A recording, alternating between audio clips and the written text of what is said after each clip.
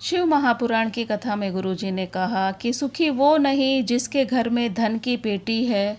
सुखी वो नहीं जिसके घर में धन की पेटी है। सुखी वो है जिसके घर में मुस्कुराती बहू और बेटी है।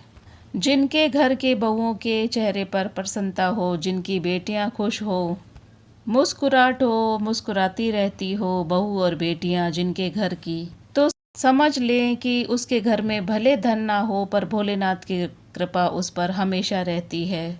सदा ही भोलेनाथ की कृपा उस घर पर जरूर से रहेगी। जिस घर में धन नहीं होता भले ही, पर बेटी और बहू मुस्कुराती हो, नाथ की कृपा हमेशा रहती है। माता रानी से प्रार्थना किया करो कि माँ, मेरे घर में बेटी के रूप में आप एक बार जरूर से आना। प्रत्येक घर के अंदर एक बेटी का जन्म जरूर से होना चाहिए।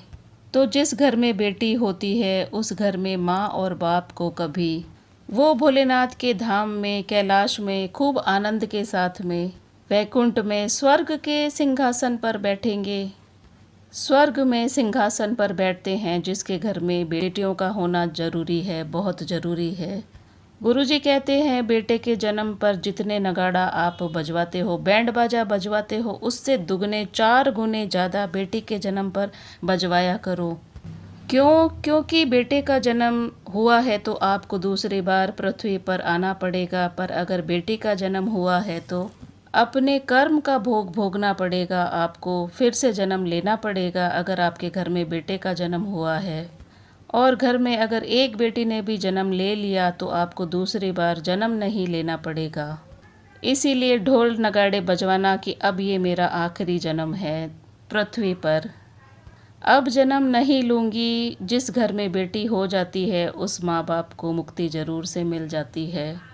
बहारो फूल बरसाओ, मेरे घर बेटी आई है, मेरे घर बेटी आई है।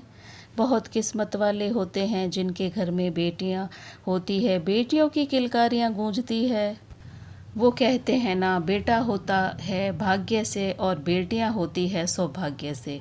तो जिनका सौभाग्य बहुत अच्छा होता है उन्हीं के घर में भगवान बेटियों को जन्म देता है।